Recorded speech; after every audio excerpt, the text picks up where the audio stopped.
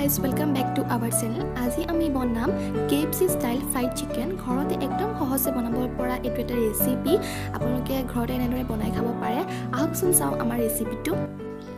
প্ৰথমে মাংসখিনি ধুই লৈ এচামুচ আদা নহৰুৰ পেষ্ট, এচামুচ হালধি, সোৱাদ অনুসাৰে নিমখ, ধনিয়া পাউডাৰ, জিৰা পাউডাৰ, অলপমান নেমুৰ ৰস, টমেটো কেচাপ, এচামুচ বেসন আৰু এই সকলোবোৰ এতিয়া ভালদৰে মিহলি কৰি লম। আৰু এতিয়া মাংসখিনি 1 ঘণ্টাৰ কাৰণে মেৰিনেট হ'ব কাৰণে থৈ দিম। ইয়াৰ পাছতে অলপমান ময়দা লৈছো, তাত অলপমান কৰ্নফ্লোৰ এনেদৰে ভাঙি পেলাই ছটিয়াই দিব।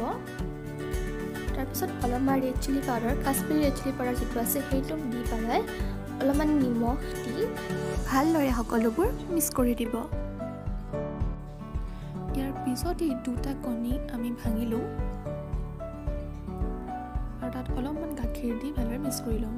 তাৰ পাছতে কেৰাহীটো গৰম হোৱাৰ পাছত ৰিফাইন তেল অলপ দিছো। ইয়াৰ পিছতে যিখিনি মেৰিনেট কৰি থোৱা মাংসখিনি আছিল সেই মাংসৰ টুকুৰাখিনি অলপমান লৈ ময়দাখিনিৰ লগত সানি, তাৰপিছত কণী আৰু গাখীৰ যিখিনি মিশ্ৰণ আছিল সেইখিনি টুপাই আকৌ ময়দাখিনিৰ লগত সানি লৈ তেলত দি দিব। এনেদৰে বাকি টুকুৰাকেইটাও তেলত দি পেলাই ভালদৰে ভাজি ল'ব। মাংসখিনি প্ৰথম অৱস্থাত একদম কম জুইত দি পেলাই ভালদৰে ভাজিব। প্ৰায় 5-10 মিনিট ভাজাৰ পাছত দেখিছে অলপমান ৰংটো ৰঙচুৱা হৈ গৈছে আৰু শেষত এয়া আমাৰ KFC ষ্টাইল ফ্ৰাইড চিকেন ঘৰতে ৰেডি হৈ গ'ল।